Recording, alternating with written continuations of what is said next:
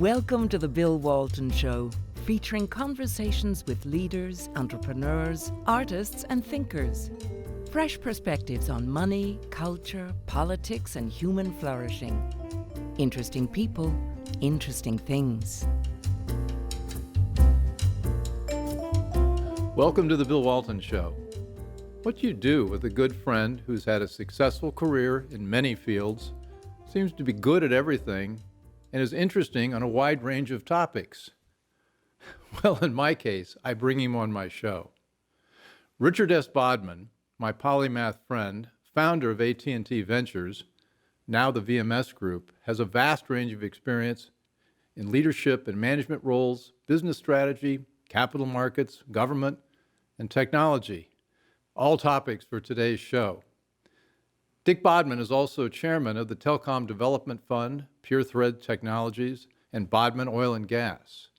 He is also an executive committee member of the La Jolla Institute for Immunology and the Buck Institute for Research on Aging. Earlier in his career, he served as Assistant Secretary in the Department of Interior and as Managing Director, Assistant Director of the Office of Management and Budget. Dick graduated with a BS in Engineering from Princeton University and holds a Master of Science from MIT. He is also a certified public accountant. Joining me to talk with Dick today is my frequent guest, author and economist John Tamny. John is the director of the Center for Economic Freedom at FreedomWorks and is the editor of Real Clear Markets and political economy editor for Forbes Magazine. His books include The End of Work, Who Needs the Fed, and the soon-to-be-published They're Both Wrong. John, Dick, welcome. Thank you, Bill. Great to have you both here. Dick, we got on the show, we started talking before the show that you say you've had 11 different careers. That's unusual. Well, it was in my day, but today it's not. But when I started out many, many years ago, you usually started, and if you were okay, you stayed with the same company. Now, a lot of those companies haven't stayed, and people starting out today, particularly in the entrepreneurial world, until they've failed once, the next investor doesn't think the person's learned anything. So it's a different world now. Well, John, you talked about that in The End of Work, and we've talked about that before, about in the venture capital field, failure is often a sign of you're ready for your next big opportunity. Exactly. It's something, you're learning something and you're learning quickly. You bet. But for you to have started so early, was this just curiosity that had you moving around, wanderlust? What do you think explains why you have had such a varied career? Well, I know how it started anyway. When I was in high school, I drove to California from the East Coast with a friend of mine from California who said, if you come out and visit with me, you'll see why this is a great place. And so I did for 6 weeks. And I drove back alone, and when I got halfway across Wyoming, I said to myself, whatever I do, it's going to start in California. So that required the first move. I was at MIT at that time. And the only job offer I got in California was with what is now Deloitte and Touche. It was Touche Ross then. And I hadn't studied accounting particularly, and I just took it. So when I got there. So you got a job, you hadn't studied accounting, and you No. became an accountant. Well, Certified. so I was, you start out in my day in that business, you sat in a big room with the other new people with a telephone book and a 10-key speed machine. I don't even know if you know what that is, but a 10-key speed machine. And you learn to type all the numbers without looking at the numbers when you type them. And I sat there and I said, I think the names on the doors of this firm are probably the people who bring in the clients, not the people that can run the 10-key speed machine the fastest. So I found out that there was a collusive practice among the big accounting firms, maybe all of them, but you could not try to recruit as a client somebody who was somebody else's client. And that was my first lesson, that the companies that most enjoy being regulated are the ones that protest the much but have all the money, so they can hire the best lawyers to get the best positions under the regulations. Mm-hmm. Anyway, I figured out that the big banks, 5 of the 10 largest in the country, of which were in San Francisco, didn't have audits. And so you could go talk to them. And nobody was. So when I was 23, I'd sneak out of the office a couple of days a week and go call on the CEOs. The big banks did not have auditors? No. They had lots of auditors, but not public accountants. Really? Big banks were audited by the FDIC, by the Controller of the Currency, and the Federal Reserve. But they didn't have audits until they started entering into the race to build branches. They didn't have nationwide branching, or even many states didn't allow any branches like Illinois. But when they started to build branches, because California, I think, was one of the first to go statewide, and all the banks were trying to keep up with Bank of America, and they had to borrow money. And when you borrow money, the SEC, you need an audit. Mm-hmm. So that's how that all started. So you brought in the big banks as a client? No, I went around and talked to the chairman of the banks. They were willing to see me. Wow. And I said, I'm an engineer. I know a little about computers. I am a CPA. And I work for a firm that's a very good one. And if you ever need an audit, please think of us. Well, your family was in the banking business. Yes, but I never was. How did you get into the door to these chairmen? Who did you speak to? Or? Actually, I think a couple of those chairmen most of them knew my dad, because he was an important banker at the time, but he was in Michigan, not out there. And bankers are quite polite. So if a young kid says, I want to see the chairman about something, I think they're more inclined to say yes than no. Anyway, I had 5 of those meetings, and then one day one of the chairmen called, and he said, I don't get along with the guy that runs our computers. And I told the board that, and they said, what happens if he pulls the plug on the way out?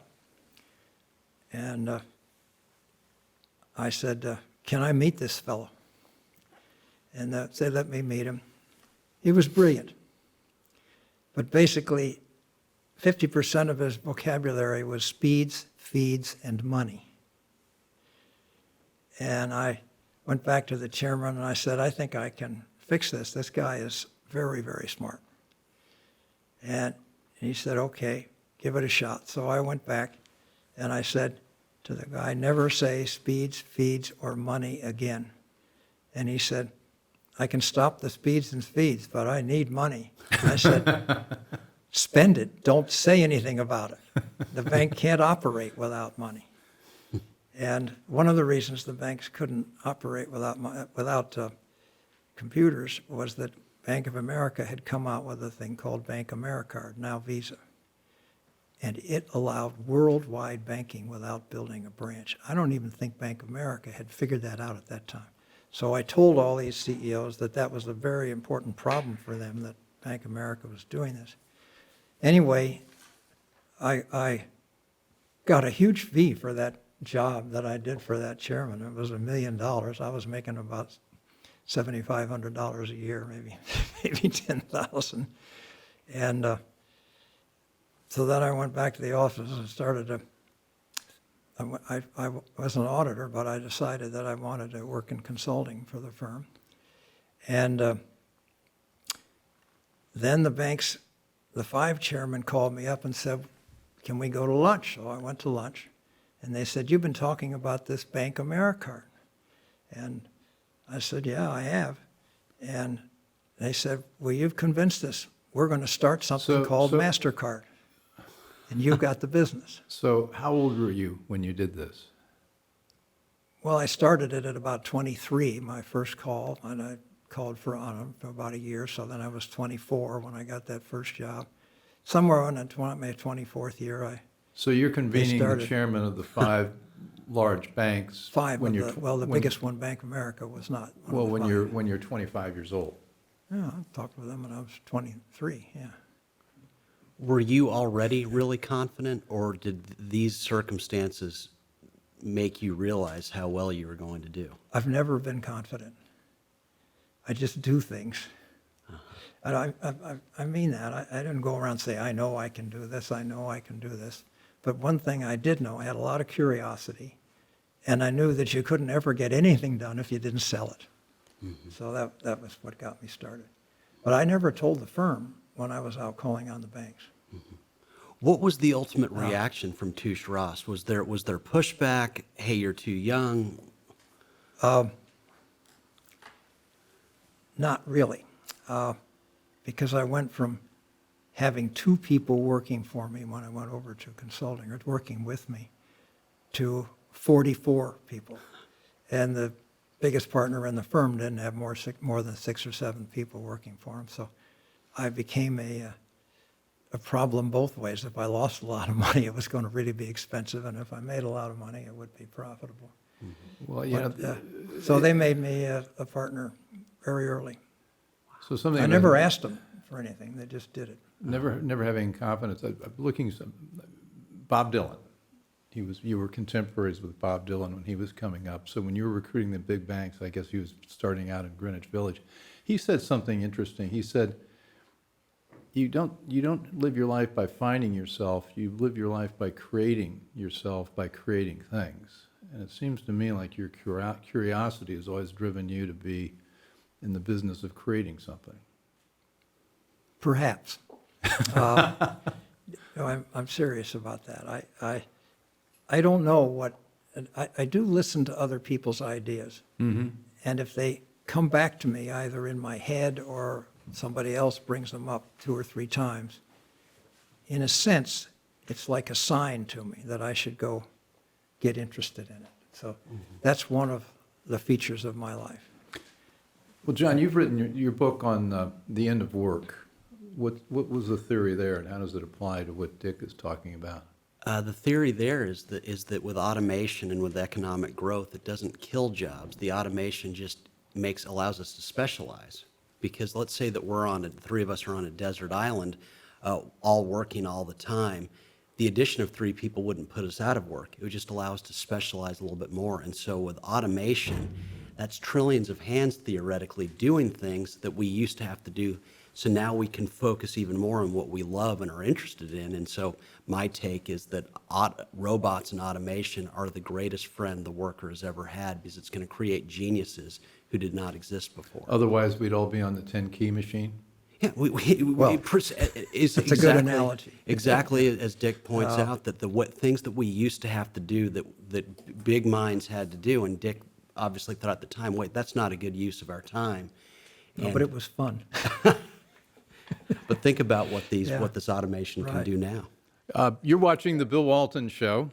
I'm here with Dick Bodman and John Tamny, and we're talking about how Dick's splendid career got off to a fast start. Dick, you've followed 3 rules, you said, or you've evolved into thinking about 3 rules or 3 procedures you go through to make decisions, and you made some good ones. So what are those rules? I've made some bad ones too. Well, that's the first true one, too. We all have. first one I mentioned was this following signs. It's probably not quite the right term for that because I don't see signs. But if I start thinking about it and it comes back to me in real life, so like if somebody mentions your name, and that happens 3 or 4 times, I start to say, I think I should get to know this guy or that subject or whatever this is. The second thing is, I think orthogonally. By that, if the 3 of us are sitting around this table, or even 5 or 6 of us, and we're trying to solve a problem, I have a tendency to come in from an acute angle down onto the table with an idea. Now, you're an engineer. Define orthogonal. If this is the plane, orthogonal is coming in from an angle like this. Okay. Not across the table like that with us. So, and I tend to think that way. And sometimes they're pretty good ideas. Sometimes they're good ideas and the others think it's crazy, and sometimes it works out and everybody likes it. So it's just a characteristic of me. What's an example of what you can think of that? Well, I'll give you 2 Okay. relating to AT&T. One that worked out immediately and one that did not. Does that help? Yes. Okay, so I was working here in Washington at a small company I was president of, not relevant, And I got a phone call from a recruiter for the chairman of AT&T, and the chairman had asked him to get me to come up and see him. I didn't know him. His name was Bob Allen. And so I drove up there, and we get there, and he has me meet with his HR guy. And I had a vision of HR people because I'd worked in a number of companies. And I met this fellow, and he was brilliant and great company. We talked for 6 hours. He had run almost every line section of the company before, but now he was in charge of executive human resources. And I think one of the real reasons of that was, A, he was smart, and B, we had this enormous union problem, and he could talk to them and about it. Anyway, at the end of 6 hours, the chairman walks in, and he says to me, "What do you think?" And I said, "Well, I was in the satellite business. I don't know much about AT&T. You were chairman of ComSat. I wasn't chairman. I was CEO of CEO, ComSat General, okay. which All right. was their domestic business. Okay, continue. And I said to him, when you were forced to break up in 1983, you forced the local phone companies to take this cellular business. And I said, that was just a really dumb mistake. And he said to me, well, we hired McKinsey and Company and paid them an $11.5 million, and they told us it was going nowhere. And I said to him, this is the true recital of the conversation. I said, it just proves they're smarter than you. They got $11.5 million to give you bad advice. And you gave away billions. And the chairman looks at me and he says, well, how did you know that they were wrong? I said, because I read a study about Bell Labs. And from the time of the first telephone on the wall where you put your mouth up to the horn and had a 1-foot cord to your ear, Bell Labs had a study of measuring the number of times the phone came off the hook and how long it stayed off the hook in proportion to the length of the cord. And the cord went from 1 foot to 2 foot to 3 feet, and they twisted it. That made it 6 feet. It went to 6 feet, and that made it 12. And the growth was just unbelievable. A lot of it, women in the kitchen having to do her work, and she's walking around talking to her friends on a phone where the cord covers the distance. And they have, in the labs, been able to predict the revenue of AT&T for the last 20 years, each year, based on the average length of the cords of the phones that are out there. So the longer the cord, the longer the conversation. And it isn't even proportional. Well, and the more times it comes off the hook. I was in the merger and acquisition business, and I remember I had like a 45-foot cord so I could walk around I was on the phone you see, all day long. I should have been studying you. Well, the funny part of the study was that they would clip the cord back, and the guy would, he could walk around. Then he's parked at his desk, and he's got his foot on the desk trying to talk on the phone. And many of the people in the labs didn't even know it was being done to them. They just adjusted to it. So you're sitting with the chairman, and you said you made a good decision. And was that the good? Anyway, the bad decision was yeah. he forced the local phone companies to take the cellular business, and That was their bad decision. Yeah. it sure was. Yeah. And he said, well, what do we do about it? And I said, well, there's a fellow out in Seattle named Craig McCaw who has cobbled together a lot of smaller cellular businesses, but if you add them all up, it's about the size of New York Tel, now Verizon, and, which is the largest cellular business. And I said, I think he would sell that business to you. And he said right away, let's do it. Anyway, I left his office. He hadn't offered me a job or anything. That's it, but that's that story. Well, just briefly, or maybe it's not brief, Craig McCaw, so he just remarkable visionary, builds this business. What's your take on the idea that some people thought, wait a second, you are the visionary, you created this thing out of thin air, and just as it's getting huge, you hand it off to bureaucracy. Where do you think we are today if Craig McCaw says, no way, I'm not selling for $11 billion, I'm going to continue to grow. I don't trust this in the hands of where good ideas die. He said a variant of that, if that's, I don't know what he'd say today, but he said a variant of that. When I finally did join AT&T, Bob Alan called me in and said, go buy 30% of Craig McCaw. And I said, I won't even have a discussion with that. The last thing in the world he wants to do is sit around here in a boardroom arguing about what we're going to do with the cellular business. He's going to sell it all or he's not going to sell it to you. And so the chairman took it away from me on the second day of my working there, and he said, I'm giving it to our CFO. And sometime later, the CFO came back and said, it can't be done. So we bought McCaw at a higher price than we would have than before. But Craig is just like a lot of individual entrepreneurs. They do what they want to do, and they get good at it. And his timing was very good on that one. You're watching the Bill Walton Show. I'm here with Dick Bodman and John Tamny, and we're talking about the early days of wireless, AT&T, Craig McCaw, and good decisions and bad decisions made by AT&T then.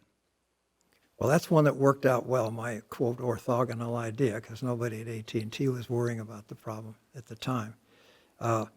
Worked out well. We got them. And anyway, then the next thing came up. I was on the executive committee. There was a 12-person executive committee, and you met every Monday basically on operational problems the whole day. But one day a month, one of the 12 had the whole day to their subject. And when my day came up, I was sort of a hero in a sense that they really realized that the cellular business was going to be great. But they didn't know me or necessarily trust my ideas. And I got up and I said, look, Bell Labs, DARPA, Defense Advanced Research Products Association or whatever it's called, and University of California at Santa Barbara and MIT have developed a thing called packet switching network.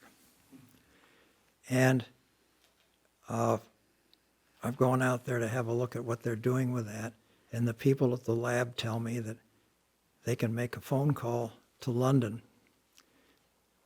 for about 8 cents a minute if you include the cost of the clothes of all the people in the lab in that charge. And we are charging $3 a minute, and it brings us $25 billion of free cash flow a year. And I said, my thought is that I think we can buy the core of this packet switching network from the National Science Foundation, who's running out of money developing it with our scientists, for about $500 million. I think OMB would okay that. And one of the people of the other 11 looks up and says, Earth to Bodman. That was one that didn't start out so well with my orthogonal thought. And the chairman said, well, what are you going to do with this? And I said, look, you have two choices. You try to shut this thing down and keep yourself alive because it'll ruin this company very quickly. I think within 1 year, if somebody comes out offering calls to London for 2 minutes and it works, for $2 a minute and it works, our $25 billion free cash flow will disappear to zero because we can't let people go or change our processes fast enough. The other thing you could do is compete with the United States Post Office, which is the only group around doing last mile delivery of messages. And I figured that's a $60 billion business for them. They're losing money. And I've noticed that we spend around here somewhere between $50 and $20 every time we send a letter. Just my going around talking about that, you get it typed, then you retype it, or you change your mind, then it flutters around the building for approval, and then it goes. In the labs, it's instant, it's gone, and you can do it. So he called me into his office, and afterwards he said it didn't go very well.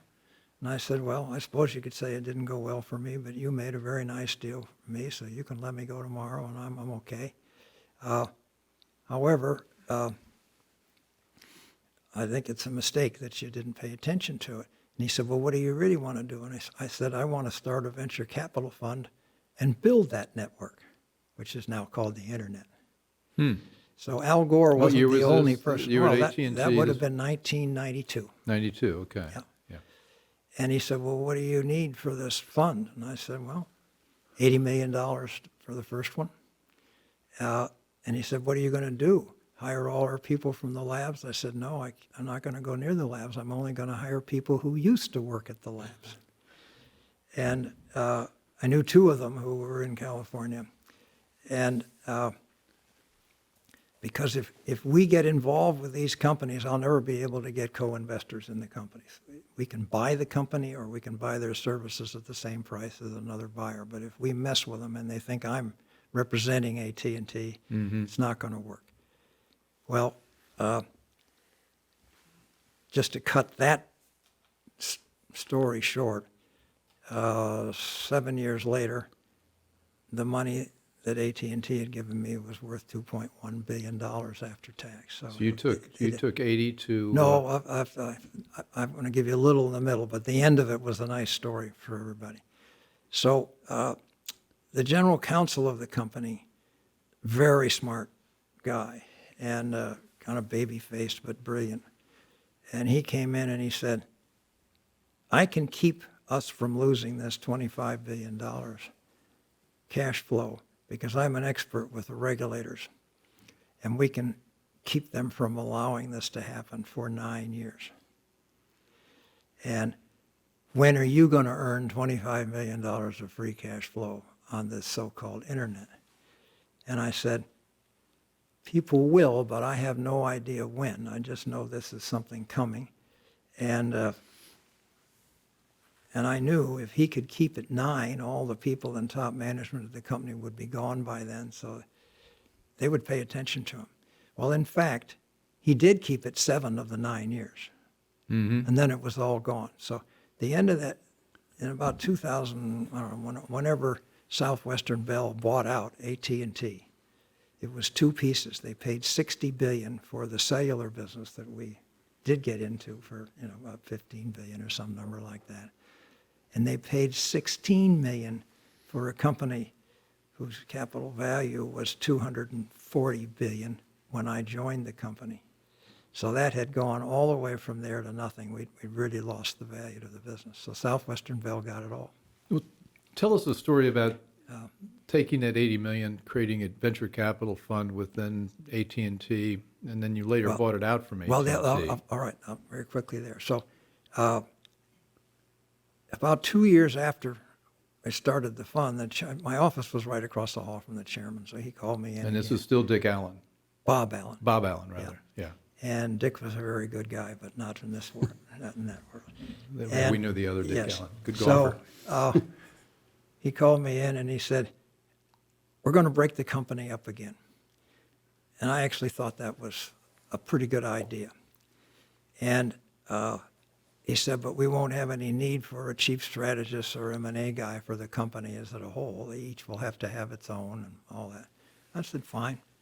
And he said, what do you want? And I said, well, I want another $150 million for the second fund. And he said, well, all of the companies will want a piece of that.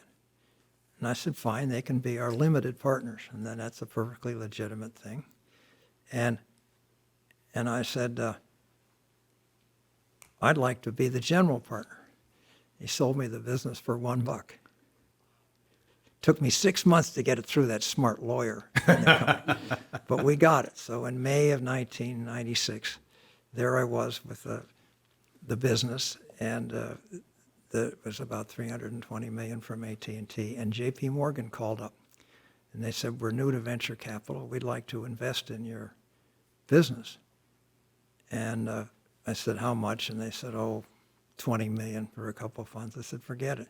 Anyway, we ended up with $120 million for a domestic fund and $120 million for an international fund that J.P. Morgan did. And so all total, I had about, what did I say, 520, something, whatever those pieces add up to. So we were pretty big for being a small firm. And we made the decision to invest all of our funds into the same deals. So we could go to somebody and propose real money. We could compete against the big guys. And the timing was amazing. In 2001, we had invested in 66 companies. 22 we took public. 22 we sold to people like IBM and others. And 22 we just thought we'd hang on to. We didn't know what to do with them. And one of them went public and did very well. So our IRR, if that means anything to you, for the 12 years of those last two funds was 101%. So it was just terrific. Okay, for those that don't know IRR, it's one of these arcane measures, but really matters. It's how much money you've made on the money you start with. Yeah. And doing 101% means you double your money every. And how long they had to wait for it. 'Cause now, cash on cash is the term they talk about now. But you sold, timing's pretty important. You sold the business, most of the businesses pre-dot-com crash. Yeah, we had the internet pretty well built. Yeah. And so we would have to change our investment model a little bit. And we knew what we were doing when we were building the internet, and we knew what a better router was. That was just really easy decision making. All we needed to do was get our way into the deal. But after that, people started to do other things. And like, what are we going to put on the internet? And that was a riskier business at that time. So we didn't go forward and keep investing after we sold all those businesses. We talked about your three decision rules. Number one, following signs. Second, orthogonal thinking. Well, that's just the way it was, not a decision rule. And the third one was partners. Oh, well, that's the And I was most going to ask you, important one of who's all. the we here in this? Because you've always Well, credited in- people in with your ability to everything- spot people to work with. In everything that I've been a part of the success of, I've had a partner that I knew was more capable and more energetic than I was, including my wife. That's Who's at that's the hard top to of, imagine. It's the top of the list, but it's true. So, and I've just always felt that way. So when way back at the Touche Ross days, when I decided to go into consulting, I actually had a boss who was a manager, and I'm a junior guy, but I went out and got the business. I just always liked working with people that I thought were really capable and who worked hard at it. Mm-hmm. When I was at ComSat, one of my guys came up with the idea of direct broadcast from satellite to home. And it was a great business. But anyway. So you formed the fund in '96, and by, I don't remember when the market we collapsed. formed the last fund in '96. No, that's one in '96. Yeah. And then you liquidated, though, most of the portfolio. 2001, yeah. What did you see then? Did you see the bubble bursting? Did you see the... No, I had a tremendous amount of cash in my bank accounts that I never thought I'd ever make in my life. Yeah. And I thought, well, I think what I'd like to do is do things one at a time. Yeah. And I moved to Washington, D.C., and brought in a couple of partners, both of which were more capable than I was in what they did. And that's when I learned a second lesson. Doing things one at a time is much more difficult than investing in a group of companies. Why? Because if you cherry pick, if there are 20 companies and you've decided to invest in them all, if it's a good fund, you only need to have 2 or 3 winners, believe it or not. So in the router business, there was another company called Juniper that came out with a router that was much faster than Cisco's. We invested in it at 75 cents and got $320 a share out for that. And that's what I mean. If you've got a group, one of them doesn't have to take very many to be great winners. But when you start cherry pick and say, I'm going to only invest in this and work at this, there's too many things that can go wrong to give you great odds of success unless you're just a really good manager yourself, which I didn't consider myself. I thought I had good ideas, but I hated to sit down and do them. You're watching the Bill Walton Show. I'm here with Dick Bodman and John Tamny, and we're talking about Dick's timing and success in the venture capital business, and going to learn more a little bit about his life on public company boards. Along the way, you were on the board of Tyco. Yes. And that was a fabulously successful company. We were about to do some joint ventures with them in Allied Capital, and then everything came apart. What? Well, First, I'll tell you what happened. I joined the board in 1992. I got a call out of the blue from Chairman Yeah. Kozlowski. I didn't know him. But it turned out that a former AT&T vice president had been on the board for some years when it was a small company. It started to get bigger. And I asked Bob if I could join this board, which I did. And it grew like Topsy. And although it grew very carefully, because Dennis was a pretty good acquirer of businesses, and he managed pretty well. But in 2000, I think it was 2000, we were looking through the proxy statement that we were about to issue, and there was a sentence in there that the company had paid $10 million to one of the directors for help with an acquisition. Mm. And I didn't find it. Another guy had found it. And we had a board meeting 2 days later, and I spoke up. I said, look, this is wrong. You go pay a director $10 million to help you do this. He can't be a director of this company, and he should put that money back. And Dennis, the chairman, looked at me, and he said, if you go after him, you're going after me, because I'm the other side of the deal. So they didn't name And- the and director in the footnote, but he was the director that got paid the $10 Well, million? we knew who it was, Oh, but I okay. didn't know that he'd gotten it. He's actually a pretty good guy. And anyway, the chairman said, then you're coming after me. And I said, so be it. And I testified in 2 trials, not about that issue. That wasn't anything that was ever a part of the issue. But it turned out that all the things that Dennis Kozlowski had been accused of doing or had done were literally peanuts. Tyco had the lowest overhead of any company that size that I could find at the time. And he had bought an apartment in New York because they moved from New Hampshire to New York and charged it to the company. And it was a nice apartment and all that stuff.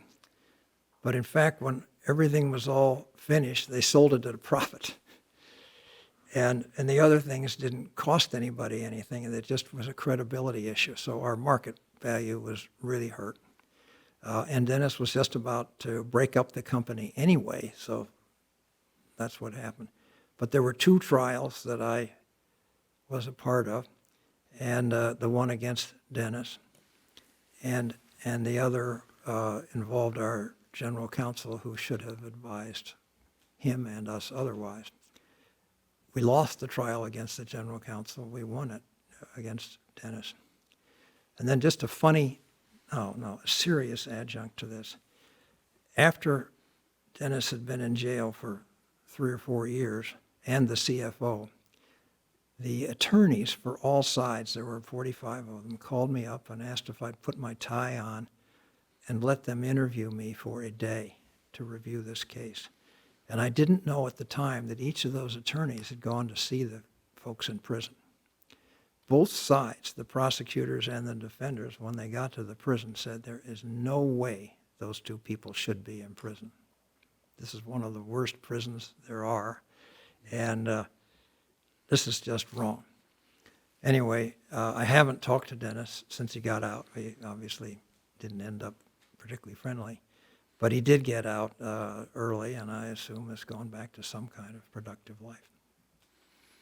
Is there a governance question there? Is there a capital allocation question? I remember, back to your theory, it's harder to make money with one thing than it is with many. They had a very interesting portfolio of companies that collectively did pretty well, and it struck me as a pretty good business model. Not at all like there were 3 big failures there: Enron, WorldCom, and Tyco was in the headlines. Tyco, Enron, But Enron and WorldCom were- were outright were frauds. And they were companies that were just out of control managed.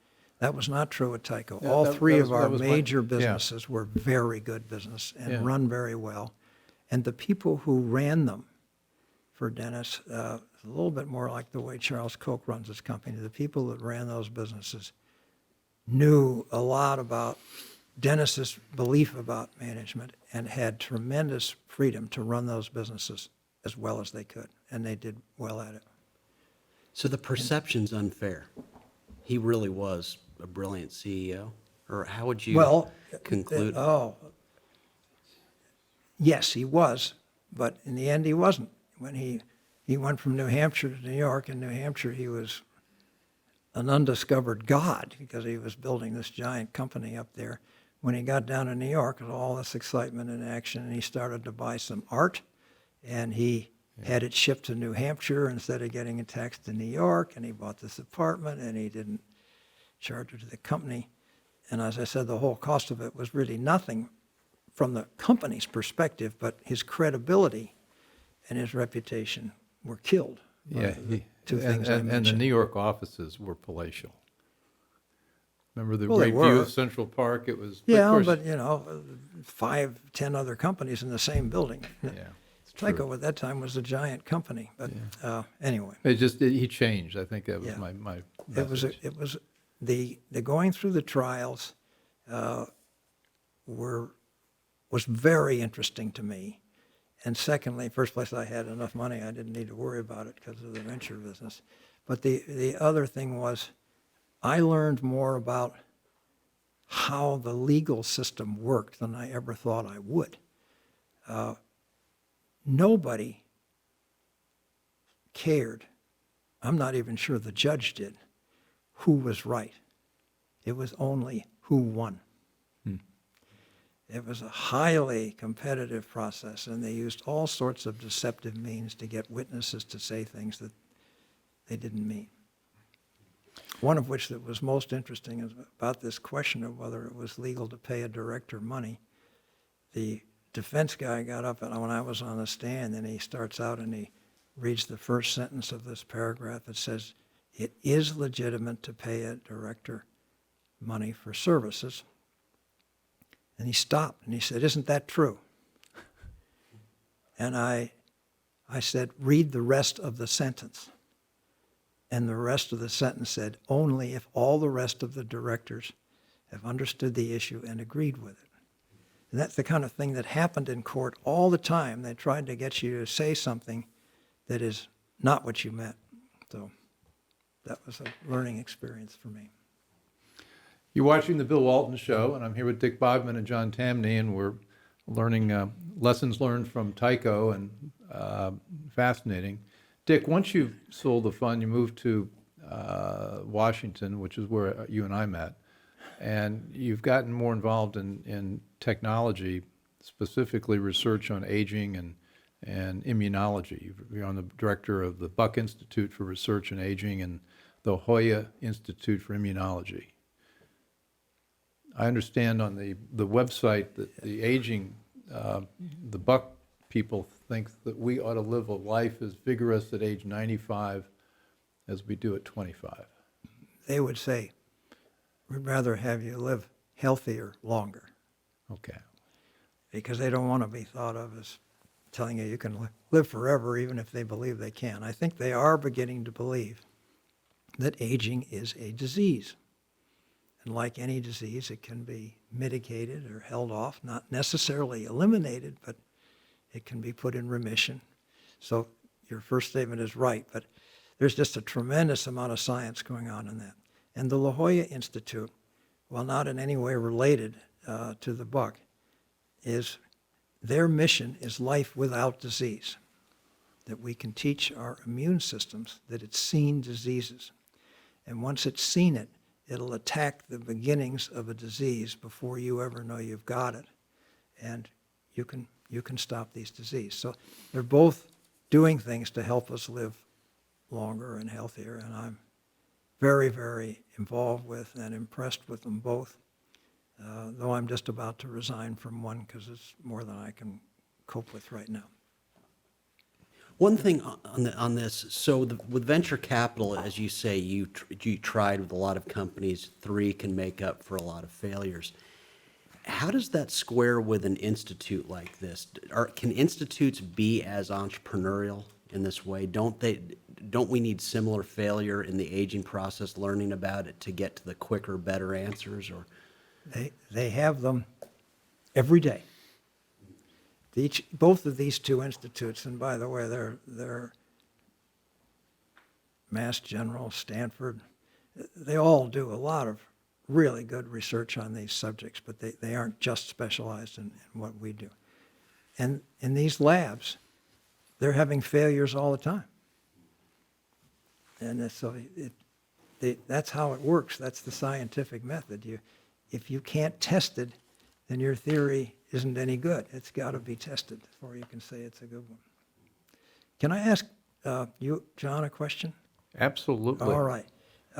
John, it's your turn. You're You're on the grill. Your books and your concept that these scientific advances lead to more rather than less employment, and I absolutely agree. In fact, I wrote my thesis at Princeton that automation would be good for employment. I'm not a very good writer, but I did all right and got out of there fine. But I really believe what you're saying is really right on the macro scale. But the local disruptions can be terrible. Detroit is a really good example. We just averted a big problem in Detroit with this strike that's going on, because there are a lot of people working in those factories now whose jobs won't be necessary. And certainly if they switch to electric motors, you buy an electric motor, and an internal combustion engine has about 1,400 parts in it that you got to put together. You just don't need that many workers. So some people are very, very threatened. And because of the internet, the whole world can know in minutes that some little group is really upset and demonstrating, and you see it every night. So it fosters this disruption around the world. So I would love to see something that you've done or worked on to help us get through this transitory period, because you can't instantly retrain the folks that are doing it, but it clearly will add to much greater employment. Mm-hmm. Well, I don't do research as much as I theorize, but my response to that is when you went to California after MIT, you witnessed a manufacturing economy. In the 1930s and 40s, New York and California were 1 and 4 manufacturing cities. Flint and Detroit were 2 and 3. My argument always is that a closed factory or many closed factories can never kill a city. What kills a city is the departure of people like you. California and New York thrive today because people like you went there and continue to go there. And where talent is, jobs are endless. I would say Detroit and Flint, the tragedy is that the jobs stayed too long, that the old way of doing things, because factories were not appealing to people like you. You grew up in Michigan but left. And so I think the answer is that it's not as disruptive. What's disruptive is the departure of talent, never the departure of a way of working. Well, the disruption, I think, as again, on the macro point of view, I really believe that's true. But when you've got 400,000 workers who are literally put out of a job, who are not trained for the new world, and the new world hasn't emerged yet in Detroit, you've got a problem on your hand, particularly if the whole world can see it in 20 minutes because it's spread all over the internet. That wasn't true when I was in college. Detroit and Flint had problems, but I thought we could work them through because it didn't become a global problem overnight. But I really think you're on an important subject. Now, are you thinking a lot about artificial intelligence? I think about it, but I think about it in terms of I view this all as one and the same thing, just ways for technology to free us from work. I agree. So that we can focus on what's important. But we have a new problem with this. And it's not that we should not do this, but when Moore was heading Intel, he came up with the idea that we can double the speed of a microprocessor every year. And that was Moore's law, which we're still performing on. Artificial intelligence is growing at 1,000 times a year. There's absolutely no chart, log or not, where it just doesn't go straight up in a vertical strike right about now. Chinese are already using artificial intelligence. They've got bands they put around the kids' heads while they're in the classroom, and they can tell when they're learning fast and when they're not. And there isn't anything you could imagine that probably won't happen. We might all have a chip in our head that'll do a lot of our storage and thinking I just had for it. mine fitted last week. you? You haven't Well, frankly, I haven't I'm noticed waiting any for it to difference. kick in, though. I'm going to follow you. If I were you, around. I'd turn the switch on your other ear. Okay? But it is serious because we always, and I think to Dick's point, we always make the case, well, we were agrarian, we had 90% of our people on the farms, they went to towns, they went in factories. Well, as people found jobs, then the factories went out of business, people found jobs doing other things. But at some point, the productivity boom or gains, it seems like you're just squeezing the number of jobs that people are actually doing, and you might end up with an awful lot of people on a guaranteed annual income, which is the fashionable remedy they have in Silicon Valley. Thoughts? I see it the opposite way. I just think if Moore's law is obsolete because it's not fast enough, the productivity gains in the future are going to be unbelievable. Yes. If the discovery of coal was the equivalent of giving every worker 20 assistants full-time working for them, what do these advances mean in terms of hands that free us to do things that we never imagined doing? And so I do not think it's going to be a problem for a lack of jobs. I think it will be a problem look, there's always going to be some people who choose not to be mobile, who choose not to move to where the opportunity is. But the opportunity is going to be endless. And how we know this is, let's look at the parts of the world bereft of this technology, bereft of all this job destruction. It's not as though those are happy places full of people who are living wonderful lives. In fact, where do people move? They're constantly moving. The purest market signal of all is human migration, and they're constantly moving to where jobs are being destroyed the most quickly. And I don't see why this would change with AI. But it does seem like the pace of change is just so much. If artificial intelligence is doubling 1,000 times a year, It's speed 1,000 up. times the growth a year. That's right. and we talked According to about MIT. the agrarian economy moving, the manufacturing economy moving to the service economy. That took a century, and then it took 5 decades, and it took, the span of time it takes to make these changes is growing shorter and shorter and shorter. In the meantime, you got all of us analog people that are trained in one thing or another. We may not be able to make the switch to the new productivity tools. Well, the good news is we're not at great risk.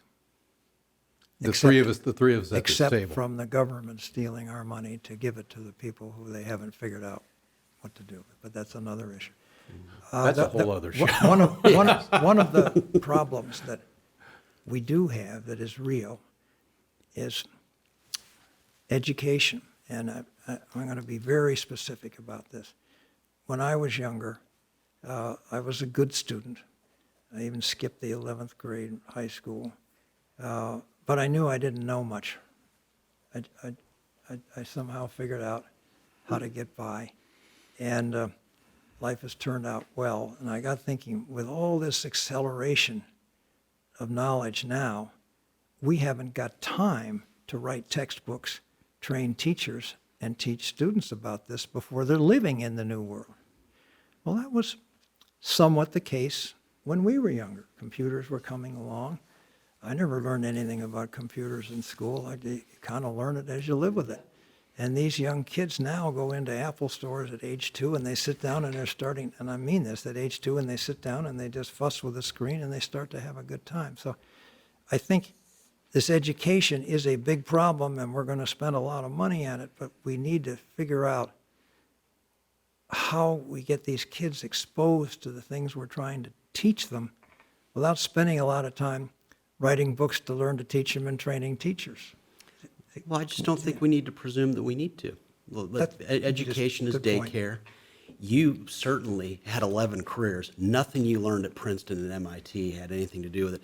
Bill is an amazing investment banker. As you said, when you were in your element, it was just this happy thing for you. It was reinforcing everything about you. I really like my 45-foot phone cord. Yeah. I really enjoy it. That's pretty cute. Bill got into the office. We've discussed this so many times. Bill walked into the office and thought, "I'm the biggest superstar here." Well, no, Steve Schwarzman was down the hallway. Fine. But there's no way that didn't think school didn't teach you this. Do you still have that 45-foot cord? I do I wanna somewhere. see I'll it. pull it out. I think you could sell it or give I it do, to a yeah. museum and make a lot Double of my money. revenue. Yeah. Okay, well, this always happens. We just start wandering into something extremely interesting, AI, education, and my career in mergers and acquisitions, and we run out of time. So Dick Bodman, founder of AT&T Ventures, very successful venture capitalist, a big thinker, thanks for joining. And John Tamny, thank you for joining. John, we've got to quit a quick shameless plug for your book. We've got a couple of books This here. is not for We just free. happen to This have the is book not here. for Let free. me This have is a- this here. It's good. Yes. Highly recommended. We talked about this in a show a couple weeks ago. John Tamny's, They're Both Wrong, and to find out who they is, I'd suggest you first buy the book, and but it has something to do with politics and has something to do with Democrats and Republicans. Question, is it coming out in Audible? It's coming out in Kindle and maybe, I'm not sure about Audible yet. Well, You want to caress these pages. for dyslexics like me, I listen to 160 or 70 books a year on Audible on my iPhone. And if I read that book, because of the speed of my reading, it would probably take me 2 weeks. And you can't do 160 of those a year. But I will. I'd love to- I know we've got to let's get close it. the show, but I've got to ask this question. Now, do you crank it up to like 8x to listen to it? No, 1.25. 1.25? Okay, because I have a friend that cranks it up to 8x. Of course, Yeah, well, don't drive when he's listening to a book. He's even more orthogonal than you are. Orthogonal. Orthogonal. Okay. I'll get the Okay. pronunciation. Okay, well, that's it for now. Thank you for joining us, and we'll see you back on the next Bill Walton Show. Thanks for listening. Want more? Be sure to subscribe at thebillwaltonshow.com or on iTunes.